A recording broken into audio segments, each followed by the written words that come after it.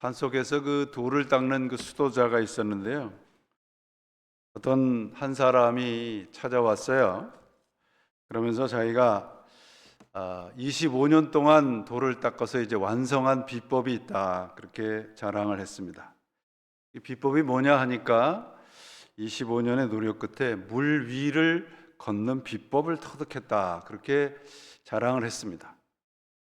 그러니까 그걸 듣고 있던 그 수도사가 이런 말을 합니다. 돈 몇 푼만 주면 뱃사공이 저편 강까지 안전하게 건너가 줄 텐데, 건너다 줄 텐데 뭐 그런 수고를 25년 동안이나 하셨습니까? 그렇게 얘기를 했다고 그래요.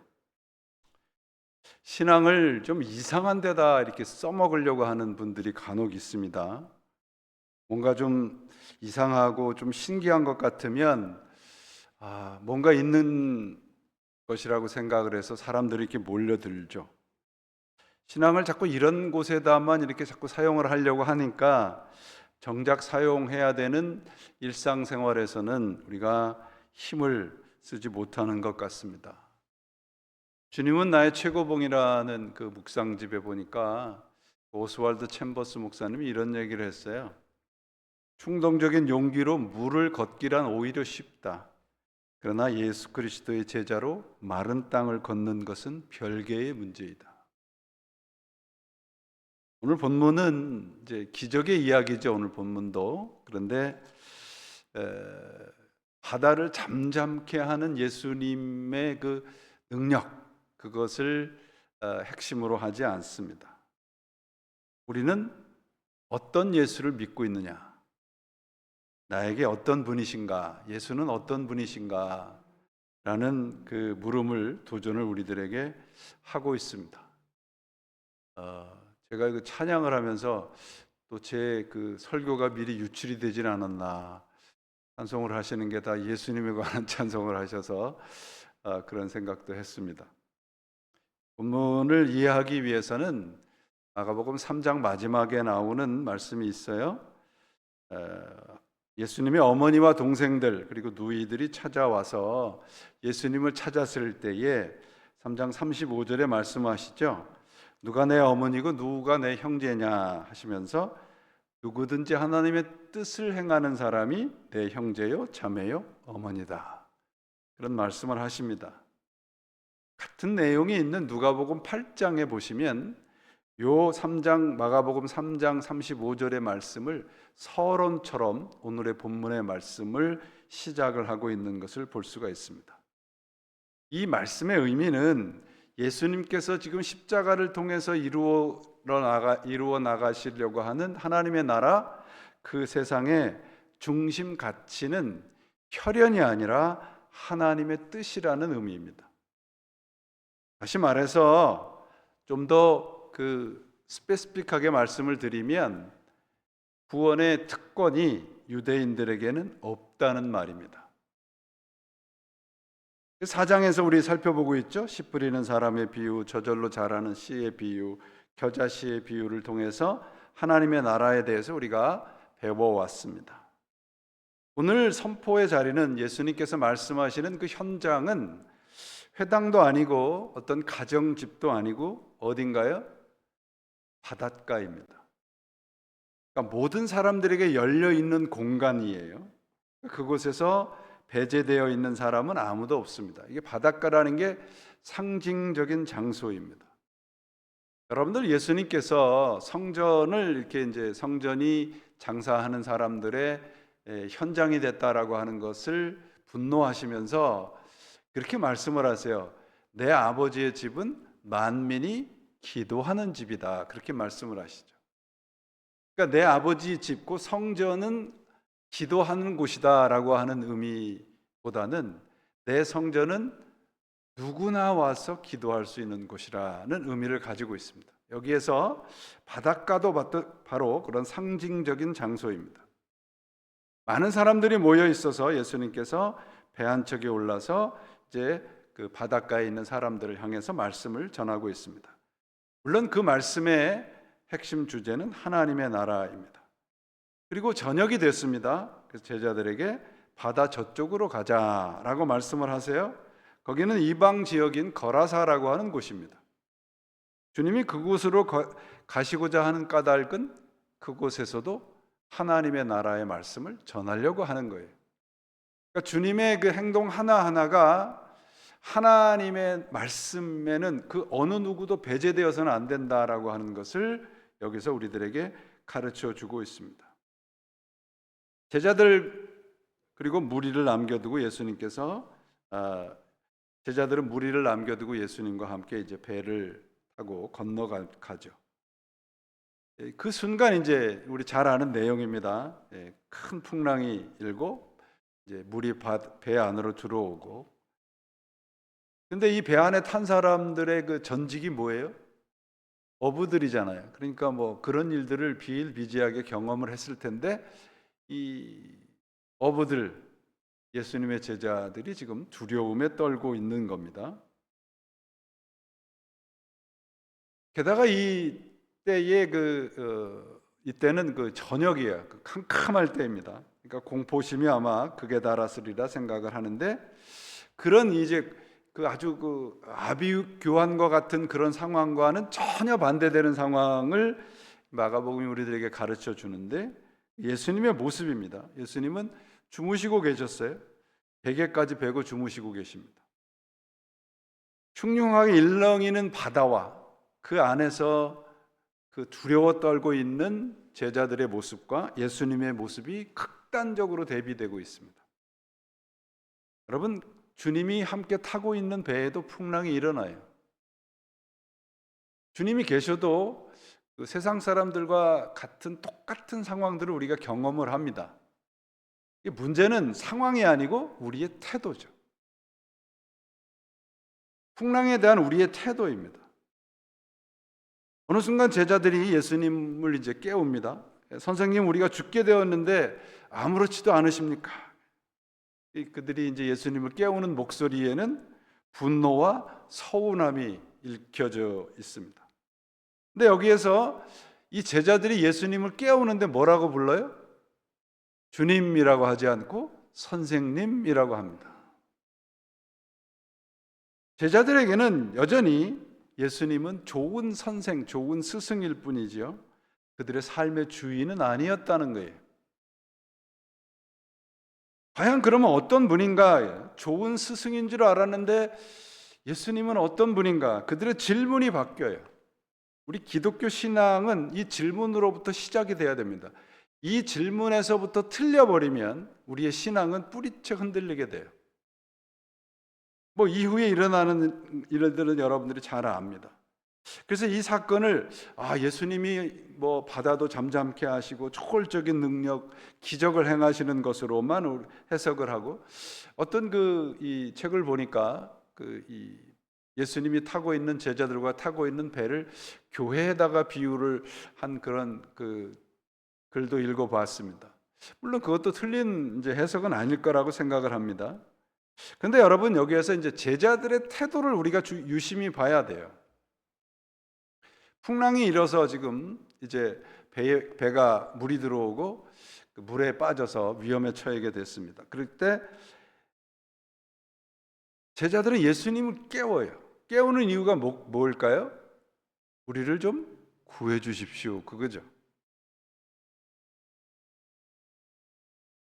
이 사람들의 그 제자들의 이 태도를 여러분들 이제 기억을 하시면서 이 말씀을 계속 이어가야 됩니다. 이 사건을 이해하기 위해서는 이 당시의 어떤 교회의 상황과 그 당시에 그 유대인들이 처해 있는, 제자들과 예수님이 처해 있는 그 당시의 상황을 우리가 좀 살펴볼 필요가 있어요. 나라도 망했죠. 로마의 지금 식민지가 되어 있습니다. 그러니까 그들의 그 살아가는 현실이 풍랑과도 같은 그런 상황이죠. 뭐 하나 확실한 것도 없죠. 그들의 신앙조차도 지금 흔들리고 있습니다. 제자들이 예수님을 스승님이라고, 선생님이라고 부르는 것은 여전히 예수님을 통해서 그들이 원하는 것만 찾고 있는 거예요. 그러니까 그들이 갖고 있는 신앙은 현실에 하나도 도움이 되고 있지 않아요. 그리고 여기에서 이제 거센 바람이라고 되어 있죠. 풍랑, 큰 광풍이라고 되어 있는데, 광풍, 이 바람을 보면 두 단어가 되어 있습니다. 광풍이라는 이 뜻의 단어와 바람이라고 단어가 이제 두 단어가 되어 있는데, 이 바람이라는 단어를 살펴보니까요, 귀신의 능력을 드러낼 때 쓰는 단어를 사용을 하고 있어요. 그리고 아네모스라고 하는 이 단어는 또 풍조라는 단어가 있습니다. 세상에 지금 현재의 풍조. 그러니까 거센 바람이라고 하는 것은 세상의 풍조를 의미하는 것이에요. 이 사도 마가는 의도적으로 그 단어를 사용을 한 것 같습니다. 거센 바람과 물결에 시달리는 그런 제자들의 상황은 그들이 처해 있고 그들이 살아가는 현실이라고 말씀을 하고 있습니다. 그리고 예수님을 깨워서 예수님께서 일어나셔서 바다를 이제 잠잠케 하세요. 보면 이제 세 가지 단어를 말씀을 하고 있어요. 오늘 본문에 예수님이 일어나셔서 바다를 꾸짖으시고 그 다음에 바다를 향해서 말씀하셨다. 그러니까 주님은 잠에서 일어나서 바다를 꾸짖으시고 바다를 향해서 고요하고 잠잠하라고 말씀을 하세요. 근데 여기에서 예수님께서 일어나셨다는 단어가 우리 지난 시간에도 살펴봤습니다. 똑같은 단어가 나왔는데 부활한다는 단어입니다. 그러니까 이 마가복음은 이 단어를 통해서 예수님께서 죽음과 같은 현실 속에서도 부활의 존재로 계신다라고 하는 것을 상징적으로 보여주고 있어요. 그리고 거센 바람을 꾸짖으셨다고 되어 있는데, 이 꾸짖으셨다는 단어가 에피티마오라는 헬라어 단어인데요.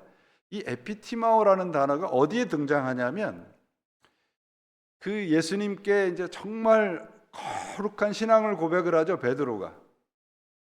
그리고 나서 예수님께서 십자가를 지신다 그러니까 그리하지 마옵소서 그래요. 그러니까 예수님께서 사탄아 물러가라 그러니까 베드로가 그 말을 하기 전에 성경에 뭐라고 되어 있냐면 베드로가 예수님을 꾸짖었다고 되어 있습니다. 똑같은 단어입니다. 이 에피티마오라는 단어는요, 사탄을 꾸짖을 때 쓰는 단어예요.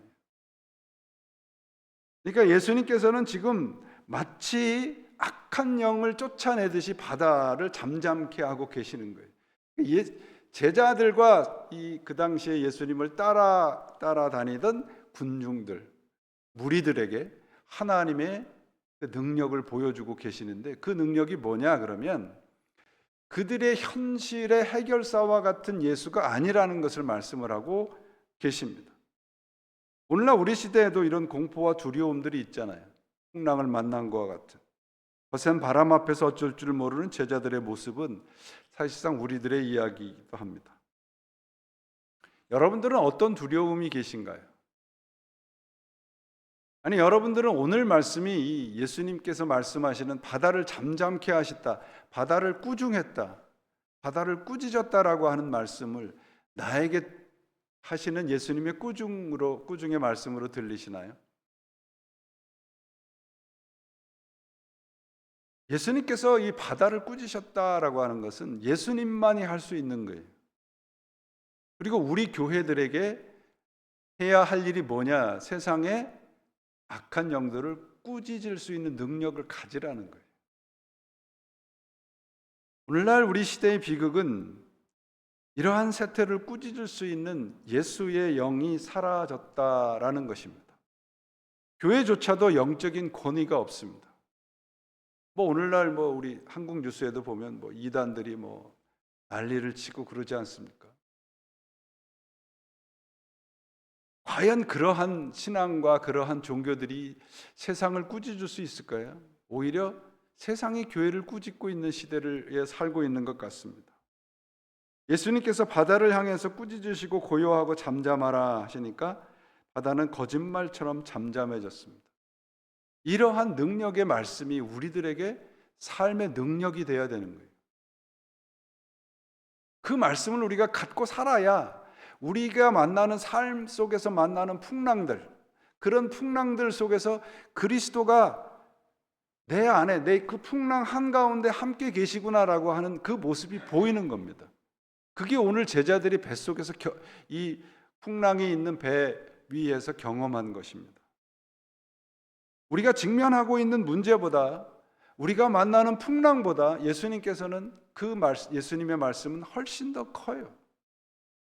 바다를 잠잠했다라고 하는 건 여러분 홍해를 건너잖아요. 이스라엘 백성들이 홍해를 건널 때 그 홍해를 가르는 것은 바다의 주인이 하나님이라는 걸 보여주는 것이거든요. 마찬가지입니다, 여러분. 여기에서도 창조의 하나님이라고 하는 것을 보여주고 있어요. 40절에 보시면 이제 두려워하는 제자들에게 왜 믿음이 없느냐라고 꾸짖으세요. 제자들이 예수님을 깨우면서 외치는 것은 뭐예요? 아, 예수님 정말 이렇게 우리가 이렇게 힘들고 죽게 됐는데 그만 가만히 계십니까? 여기에는 제자들의 두 가지 오해가 있어요. 하나는 우리가 어려울 때는 하나님이 우리를 돌보지 않는구나. 두 번째는 내가 지금 그래도 살아있는 것은 자고 있는 예수님을 내가 깨웠기 때문이구나. 이런 오해를 가지고 있는 거예요. 그래서 어떤 분은 오늘 이 말씀 자고 있는 예수님을 깨우는 것을 예수님이 깨어나도록 늘 강력하게 기도해라. 그런 또 말씀을 하는 분도 계시더라고요. 뭐 틀렸다고 얘기는 할 수는 없지만 그 각자가 이렇게 해석하는 내용들이 좀 다른 것 같습니다. 이 제자들이 예수님을 깨우는 그 행동은 뭐냐 하면 믿음 없음을 보여주는 거예요. 믿음 없는 사람은 항상 하나님을 이렇게 컨트롤하려고 해요. 내가. 그래서 뭔가 이렇게 내 뜻대로 안 되면 하나님이 나한테 무관심하구나. 또 뭔가 이렇게 내가 기도했는데 내가 원하는 것이 이렇게 되면 내가 기도해서 됐다. 그런 생각을 한다는 겁니다. 이 제자들의 태도가 그런 거예요. 그러니까 이 제자들이 예수님을 깨우는 행위 자체가 불신앙인 거죠. 예수님을 조정하려고 하는 거예요. 그러니까 여기 여러분 이제 오늘 본문을 보시면 40절에 보세요. 이에 제자들에게 이르시되 어찌하여 이렇게 무서워하느냐 너희가 어찌 믿음이 없느냐 그러는데 거기 어찌라는 말에 번호가 1번이 있죠. 관주 번호가. 여러분 성경에는 없습니까? 그 따라가보면 뭐라고 돼 있어요? 원문에는 아직도라는 말씀이 있습니다. 아직도. 그러니까 아직도 너희가 어찌해서 아직도 믿음이 없느냐 이런 말씀이에요. 그럼 아직도라는 말씀이 뭐야? 너희가 얼마나 더 있어야 올바른 믿음을 갖겠느냐 그런 말이잖아요. 그러니까 예수님께서는 지금 제자들은 자신들만의 구세주를 소망을 하고 있어요. 자신들이 처한 어려운 상황 그런 것들을 해결해 줄 그러한 인생의 해결사와 같은 구세주를 찾고 있는 것입니다. 노예와 같은 고단한 삶에서 구원해 줄 그러한 구세주 메시아를 찾고 있는 것이죠. 그러니까 이 41절에 보세요. 그들이 심히 두려워하여 서로 말하기를 저가 누구이기에 바람과 바다도 순종하는가 이렇게 돼 있어요. 심히 두려워했다라고 되어 있잖아요, 여러분. 이것은 이 공포를 의미하는 게 아니고요. 예수님께서 바다를 잠잠케 말씀으로 잠잠케 하시는 걸 보면서 전혀 새로운 경험을 했다는 뜻이에요. 우리가 정말 한 번도 하지 않은 경험들을 할 때는 정말 경외심이 들지 않아요? 그런 것과 똑같은 겁니다. 예수님 말씀 한마디에 바다와 바람이 고요해지고 잔잔하는 걸 보면서 예수님에 대해서 거룩한 두려움이 생기기 시작을 한 거예요. 그래서 그들이 심히 두려워하여 말하면서 그 뒤에 그가 누구이기에 바다와 바람과 바다도 순종하는가. 공동번역 성경에 보니까 이렇게 생생하게 해석을 해놨어요. 도대체 이분이 누구이기에 바람과 바다까지 복종할까 하며 서로 수군거렸다. 풍랑 때문에 얻은 갖고 있는 두려움은 상상할 수 없는 두려움이 엄습한 겁니다. 그게 거룩한 두려움이에요. 경외심입니다. 도대체 이분이 누구이기에 말씀 한마디로 바다를 잠잠케 하는 거예요. 이 말은 도대체 이분이 누구인가라고, 반어법을 사용하는 말씀은 강조법이라고 하는 건데, 이것은 우리들로 하여금 예수님이 하나님의 아들이시구나라고 하는 것을 스스로 알게 하는 표현법인 거예요. 41절에 그들이 심히 두려워하여 서로 말하되 그가 누구이기에 바람과 바다도 순종하는 거예요. 그러면 여러분, 예수님 당시에 예수님을 사람들은 어떻게 알고 있었을까요? 우리는 예수님을 구세주라고 믿지만 예수님 당시에는 예수님의 형제 자매들도, 어머니도 예수님을 구세주라고 알고 있지 않았습니다. 요셉의 아들이라고 알고 있었고, 바리새인들에게는 율법을 지키지 않는 반항아였고요, 예루살렘의 대제사장들에게는 성전에서 난동을 부린 인물이었고, 산헤드린의 공회의 사람들은 예수는 신성모독을 한 사람이었습니다. 그런데 제자들에게는, 제자들 앞에 나타난 예수님은 이전에 한 번도 볼 수 없었던 모습인 거예요. 자연을 다스리는 예수님. 자신들의 세상의 경험으로는 이해할 수도 파악할 수 없는 것입니다. 베드로가, 여러분, 누가복음 5장에 보면 베드로가 밤새도록 물고기를 잡는데 한 마리도 못 잡으니까 예수님이 오른쪽에다 가서 그물을 내려라 그러니까 그물이 찢어지도록 이제 고기가 잡혔어요. 그것을 바라본 베드로가 뭐라고 얘기를 해요? 제가 죄인입니다. 나를 떠나소서. 이게 거룩한 두려움이에요. 이런 경험이 있어야 되는 겁니다, 여러분. 난파선과 같은 곳에서 일어난 제자들의 이런 경험들이 우리들에게는 있느냐라고 하는 것을 스스로 물어봐야 됩니다. 그래서 오늘 말씀을 준비하면서 제 스스로에게 질문을 해봤습니다. 만약에 내 앞에 오늘 예수님께서 계시다면 나는 알아볼 수 있을까? 그리고 주님이라고 하고 내가 그분 앞에 무릎을 꿇을 수 있을까? 자신이 없습니다. 왜? 거룩한 두려움이 내 안에서 어느 순간 희미해져 버렸어요. 습관적이고 익숙한 신앙에 아직도 있단 말이죠. 40년 가까이 제가 목회를 하면서도 여전히 저는 예수님이 제 앞에 있으면 알아챌 수 있는 자신이 없습니다. 그래서 스스로 기도하게 돼요. 내 안에 이런 거룩한 두려움의 경험을 좀 갖게 하소서. 예수 그리스도를 그저 하나님의 아들이고 내 영혼의 구원자로 믿게 하소서. 그렇게 기도하게 됩니다. 일상의 자리에서 예수를 느끼고 거룩한 두려움을 경험하는가 제 스스로에게 물어도 자신이 없습니다. 그러니까 교회를 우리 오래 다니신 분들은 종교적인 경험을 이런 거룩한 경외심으로 오해하시는 분들이 계십니다. 교회 생활을 이렇게 많이 하신 분들은 이제 아주 신실하게 하시는 분들의 특징 하나는 뭐냐면 주인의식이 아주 강해요. 교회를 자신들이 책임져야 한다는 생각들이 강합니다. 그래서 열심히 종교적인 경험이 없어도 교회 생활을 정말 잘 하시는 분들 계세요. 주인의식을 갖는 건 참 좋은데 주인 행세는 제발 하지 마세요. 주인 행세 하시면 안 됩니다. 주인은 예수님 한 분이세요. 제가 이 말씀을 드리는데 제가 제 큰아이가 샌프란시스코에 다니는 교회에서 있었던 일이에요. 정말 신실한 젊은 분인데 교회의 장로님으로 정말 신실하게 교회를 섬겼던 분이 계셨대요.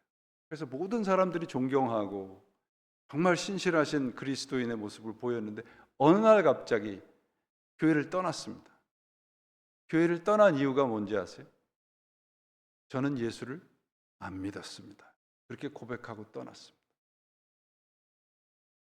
예수를 안 믿어도 종교심만 가져도 얼마든지 교회 생활 할 수 있어요. 신앙생활 얼마든지 가능합니다. 그렇게 특별한 예를 들지 않아도 저를 봐도 그렇게 가능한 것 같아요. 할 것 같아요. 풍랑의 한복판에서 배 위에 서 있는 제자들이 경험한 것이 뭐예요? 저분이 내가 알고 있는 그분이 맞나? 이런 경험들이, 이런 정말 진정한 거룩한 공포심을 갖는 겁니다. 내가 이제까지 잘못 믿었었구나, 이거죠. 이분이 누구인가? 이분이 과연 누구인가? 예수님에 대한 아이덴티티를 근본적으로 묻고 있는 것이고, 나는 어떤 예수를 믿고 있었는가? 라는 도전을 갖게 되는 겁니다. 우리 신자들이 이 질문에 직면해야 돼요. 내가 만난 예수님, 내가 따르는 예수님, 정말 성경에서 말씀하시는 하나님의 아들이시고 우리의 영혼의 구원자이시고 죄를 사하여 주신 그분이 나의 구원자고 내가 믿는 그분인가? 우리가 이것에 대해서부터 출발이 정확해야 됩니다. 신문에 보니까 요번에 교황 되신 분이 이 선포를 했더라고요. 성모 마리아는 구세주가 아닙니다. 성모 마리아를 우리 천주교에서는 공동 구세주로 믿잖아요. 예수님과 동일하게. 이게 이제 굉장히 오랫동안 논쟁이 있었던 것이거든요. 그러니까 마리아는 예수님의 구세주이신 예수님을 도왔던 분이지 구세주가 아니다. 예수님에 대해서 스스로가 이제 올바로 아이덴티티를 확립해 나가는 것이죠. 그분이 누구이신가? 어떤 분이신가? 우리가 신앙의 중심 질문이 바로 여기에 있습니다. 폭풍이 잔잔해진 후에 제자들은 새로운 두려움에 사로잡힙니다. 큰 폭풍보다 더 큰 두려움입니다. 하나님을 만난 사람들만 경험하는 두려움입니다. 그가 누구이기에 바다와 바람을 잠잠케 하는 것. 그분이 과연 누군가? 나에게 예수님은 어떤 분인가? 이것이 우리 신앙의 출발점입니다. 여러분, 이사야서 6장은 이사야가 하나님을 만난 장면이잖아요. 소명 기사가 있습니다. 우리 잘 아는 장면이죠. 이사야가 하나님을 만나고 이렇게 고백해요. 그때 내가 말하되 화로다 나여 망하게 되었도다. 나는 입술이 부정한 사람이요 입술이 부정한 백성 중에서 거하면서 만군의 여호와이신 왕을 배웠습니다. 이게 거룩한 두려움이에요. 이런 경험들이 우리 안에 있으면 풍랑 속에서도 우리는 예수 그리스도를 믿고 잠잠할 수 있습니다. 거룩한 두려움, 경외, 하나님을 만난 사람들의 공통된 경험이에요.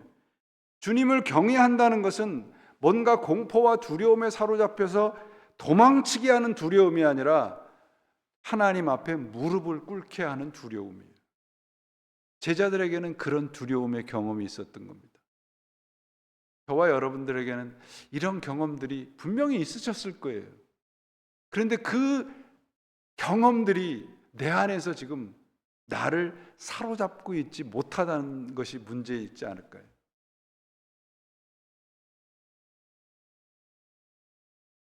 잠언 1장 7절을 여러분 잘 아시잖아요. 여호와를 경외하는 것이 지식의 근본이다. 경외라는 것이 거룩한 두려움이잖아요. 그렇죠? 영어 성경에 보니까 이렇게 번역을 했어요. Start with God. The first step in learning is bowing down to God. 세상적인 두려움과 거룩한 두려움은 차이가 있습니다. 세상적인 두려움은 나의 안전이나 나의 어떤 평판이나 내가 하는 일에 대해서 어떤 통제를 잃었을 때 오는 두려움입니다. 내가 이것이 필요한데 그것이 부족할 때 오는 두려움, 그런 것들이죠. 그런데 하나님께 드리는 거룩한 두려움은 하나님께 맡길 수 있는 두려움이에요. 이거 하나님께 맡기지 않으면 이 풍랑이 나를 사로잡겠구나. 그것이 거룩한 두려움입니다. 이 거룩한 두려움의 신앙은 예수님께서 내가 만나는 많은 문제들의 해결사라고 하는 그런 마음으로부터 시작하지 않습니다. 그가 누구인가 말이에요. 그리고 스스로에게 질문하게 되는 거예요. 나는 그럼 과연 누구인가? 우리 아까 찬양했잖아요. 죄인 오라 하실 때에 누구 부르라고요? 김 집사님, 이 집사님이 아니라 나를 부르소서. 나를 부르소서. 그게 여러분 거룩한 경외심이에요. 예수를 믿는다는 것은 예수를 믿으면 내 인생에서 폭풍이 잠잠해지고 없어지는 경험이 아니라 그러한 폭풍 한가운데서도 그분이 누구인지를 믿게 되는 겁니다. 그것이 진정한 신앙의 모습이죠. 폭풍을 멈추시게 하는 분만이 아니라 폭풍 속에 우리와 함께 계시는 분이 우리가 믿는 예수 그리스도이십니다. 제자들의 물음과 제자들의 호칭이 이제 달라지게 돼요. 선생님, 스승님에서 주님으로 달라지죠. 신앙의 성장은, 신앙의 성숙은 예수가 누구인가 머리로 아는 것이 아니고요, 체험으로 깨닫는 과정이에요. 너희는 나를 누구라 하느냐? 이 질문의 답변이 우리 신앙의 출발입니다. 스승으로 믿고 있었던 제자들은 풍랑 속에서 예수님을 보지 못했습니다. 함께 같은 배에 주님이 함께 계심에도 그들은 공포에 떨었어요. 그러나 이제는 예수님은 단순한 그들의 스승이 아니고 그들의 주님이 되시는 겁니다. 그래서 이 과정을 보면 fear, 공포에서 그 다음에 faith로 넘어가요. 그 faith가 어떻게 돼요? 그 faith 안에는 경외심이 있는 겁니다. 이것이 신앙의 성장 과정, 성숙되는 과정이에요. 두려움에서 믿음으로, 믿음에서 경외로 가는 것입니다. 진짜 믿음은 모든 두려움이 사라지는 것이 아니라 그 두려움이 방향성을 찾는 거예요. 나는 뭘 두려워하고 사는가? 저는 겁이 좀 없어요. 겁이. 아버님, 어머님이 안 주셨는 것 같아요. 별로 겁나는 게 별로 없습니다. 일찍이 아버님을 잃어서 그 하나님을 아버지라고 부르는 그 자체가 저는 너무너무 좋았어요. 그래서 그 아버지에 대한 경외심이 저는 남달랍니다. 남달란다는 얘기가 특별하다는 얘기가 아니라 하나님을 경외하는 것보다 더 무서워하는 것이 없어야 된다. 저는 그런 생각을 하고 삽니다. 이 세상 이제 두려워하지 마시고요. 두려움에 처해 있다 할지라도 하나님을 경외하는 두려움으로 바꾸시기를 바랍니다. 우리에게 예수님은 어떤 분인가? 제가 참 이 시를 좋아하는데요. 마더 테레사가 그 기도의 시에 이렇게 돼 있어요. Jesus is my all. Jesus is my everything. Jesus is the only one I love. Jesus is the only one I serve. Jesus is the only one I seek. Jesus is my everything. 우리가 믿는 예수님은 나의 생명이고 유일한 사랑이고 나의 전부이고 나의 모든 것입니다. 그럴 때 우리는 그분께서 허락하시는 하늘의 진정한 평강과 위로가 있습니다. 참 우리 불안한 시대에 살고 있잖아요. 우리 자녀들도 마찬가지인 것 같아요. 참 살아가는 모습들 보면 참 처절하게 힘든 것 같아요. 경쟁이 어마어마하잖아요. 우리가 믿을 때가 어디 있겠습니까? 주님을 경외하는 마음이 있다면 세상의 공포는 그 경외함으로 이길 수 있습니다. 그것이 우리들에게 주시는 오늘의 말씀입니다. 세상을 꾸짖을 수 있는 유일한 분, 우리가 믿는 예수 그리스도입니다. 세상이 교회를 꾸짖고 있는 현실 속에 살아 있습니다. 왜? 교회가 거룩한 두려움을 잃어버렸기 때문에 그렇습니다. 우리 신앙은 세상을 따라가려고 애쓰는 교회들 따라가지 마시고 세상 꾸짖어야 하고 부러워하고 닮아가는 그런 삶의 자리에서 거룩한 경외심으로 세상을 이기는 믿음으로 살아가시길 바랍니다. 언제나 흔들릴 것입니다. 언제나 풍랑이 우리들을 흔들고 위협할 것입니다. 그러나 그곳에 우리 주님 함께 계십니다. 그 마음으로 세상 가운데서 살아가셔서 언제나 하나님께서 허락하시는 진정한 평강과 위로와 거룩한 두려움으로 이겨가시는 진정한 그리스도인들로 살아가시기를 우리 주 예수 그리스도의 이름으로 축원을 드립니다. 기도하시겠습니다. 하나님 아버지, 참 우리가 예수님을 이용하는 데는 익숙한데 믿는 데는 참 서툽니다. 저희들의 믿음의 이 부족한 것들 용서하여 주시고 언제나 예수님이 우리의 전부이시고 우리가 사랑하는 것의 전부이고 우리가 섬기는 것의 전부이고 우리 인생의 전부인 그리스도만을 사랑하며 따라가는 저희들이 되게 해 주옵소서. 세상이 참으로 불안합니다. 많은 것들이 우리의 삶을 흔듭니다. 그래도 그 흔들리는 삶 속에 주님 함께 계심을 믿기에 오늘도 흔들리면서도 주님과 함께 걸어가기를 원합니다. 도와주시고 함께 가주시고 인도해 주셔서 언제나 하늘로부터 내리시는 참된 평강이 우리들의 삶 속에 가득 차게 해 주옵소서. 우리 주 예수 그리스도의 이름으로 간절히 기도합니다. 아멘.